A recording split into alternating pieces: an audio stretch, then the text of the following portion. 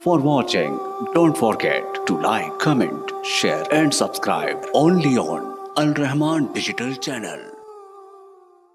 فَفِرُّوا إِلَى اللَّهِ إِنِّي لَكُمْ مِنْهُ نَذِيرٌ۔ تم سب اللہ کی طرف دوڑ پڑو۔ فرار کے بارے میں پچھلے جمعے میں عرض کر چکا ہوں۔ فَفِرُّوا فرار ہے، اور فرار کس چیز سے ہوتا ہے؟ فرار اس چیز سے ہوتا ہے جہاں سے انسان کو خطرہ ہو۔ خطرہ ہے تو بھاگو، یا مقابلہ کرو یا بھاگو۔ جس چیز کا مقابلہ نہیں ہوتا وہاں سے بھاگو، فرار اختیار کرو۔ سامنے شیر آیا ہوا ہو، آدمی نہتا ہو، جنگل میں ہو، اکیلا ہو، تو کیا کرے گا؟ بھاگے گا۔ تو جتنے خطرناک معاملات ہو سکتے ہیں، اللہ کریم نے اس سے پچھلی آیت میں یہ فرمایا وَمِن كُلِّ شَيْءٍ خَلَقْنَا زَوْجَيْنِ، ہم نے ہر چیز کے جوڑے جوڑے پیدا کیے۔ اگر ایک امن کی کیفیت ہے تو اس کے مقابلے میں خوف کی کیفیت، اگر کہیں اجالا ہے تو اس کے مقابلے میں اندھیرا ہے، اگر کہیں دن ہے تو اس کے مقابلے میں رات ہے، اگر کہیں کیفیتیں خوشگواری کی ہیں تو اس کے مقابلے میں خوف اور خطرے کی کیفیتیں بھی ہیں۔ یہ سارا کچھ اللہ نے بنایا ہے۔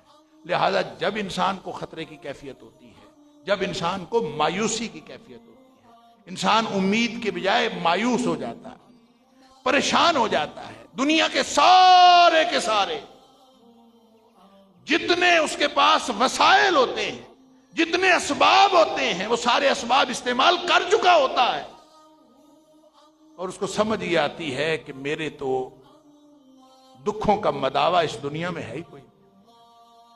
ساری دنیا میں سارے اسباب موجود ہیں،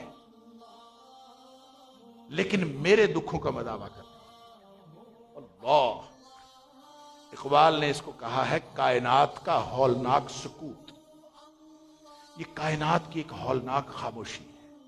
اللہ، شور ہے دنیا میں،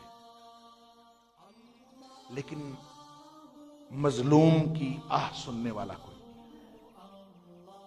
اور اس پوری کائنات میں سارے شور کے باوجود جب کسی کی آہ نہ سنی جا رہی ہو تو یہ شور نہیں ہے، یہ ہولناک سکوت ہے۔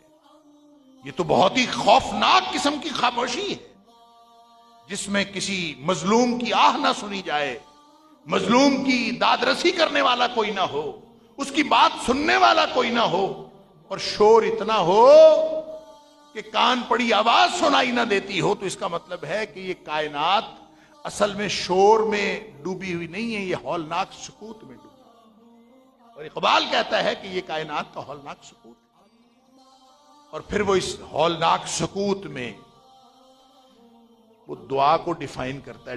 دعا کو وہ کہتا ہے دعا کیا ہے؟ دعا دراصل ہے ہی اس طرز عمل کا نام کہ انسان کو کسی ایسی ہستی کا ادراک ہو جائے، ایک ہستی ہے کہ کائنات میں کوئی سننے والا نہ ہو، ساری کائنات بہری گنگی ہو جائے، وہ میری آواز سننے والا پھر بھی ہے۔ اللہ، جس نے اعلان کر رکھا ہے اجیب دعوت الداعی اذا دعان۔ تم پکارو تو صحیح، میں ہر پکارنے والے کی پکار کو سننے کے لیے تیار بیٹھا ہوں۔ اللہ، تو اس کائنات کے ہولناک سکوت میں جب خطرے ہی خطرے ہیں، مایوسیاں ہی مایوسیاں ہیں، تو پھر دوڑو نا، پھر دوڑو، ان خطرات سے بھاگو۔ اگر خطرات کا ادراک ہے تو پھر بھاگو، اگر خطرے کا ادراک نہیں ہے، بچے کو بچہ ہے چھوٹا بے سمجھ، اس کو نہیں پتا، کالا ناگ بھی ہوگا نا اس کے پاس، وہ اس سے کھیل رہا ہوگا، اس کو نہیں پتا کہ اس میں کتنا خطرہ ہے۔ جس کو معلوم ہے اس سانپ کی اور اس کالے ناگ کی جو زہر ہے، جس کو معلوم ہے کہ یہ کس قدر خطرناک معاملہ ہے، وہ شور مچا رہا ہوگا۔ بچے کو مسئلہ ہی کوئی نہیں ہے، اس کو پریشانی۔ اگر سمجھ ہے، اگر شعور ہے، اور اللہ کریم فرماتا ہے کہ وَمِن كُلِّ شَيْءٍ خَلَقْنَا زَوْجَيْنِ لَعَلَّكُمْ تَذَكَّرُونَ، یہ ساری کائنات ہم نے تمہارے شعور کے لیے جوڑا جوڑا پیدا کی ہے، تاکہ تم ایک چیز کو دوسرے کے مقابلے میں سمجھ سکو، اور اگر سمجھ لیا ہے تو پھر پریشانی تو ہونی چاہیے۔ اللہ اکبر۔ سورہ آل عمران کی آیات کا حوالہ میں نے پچھلے جمعے میں بھی دیا تھا کہ کائنات کو دیکھا، ان فی خلق السماوات والارض واختلاف اللیل والنہار لآیات لأولی الالباب الذین یذکرون اللہ قیاما وقعودا وعلی جنوبہم ویتفکرون فی خلق السماوات والارض۔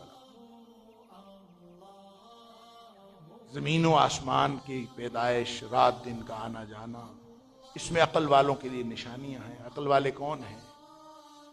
جو کھڑے بیٹھے اپنے پہلوؤں پر لیٹے ہوئے بھی اللہ کو یاد کریں، وہ عقل والے اپنے اللہ کو یاد کریں۔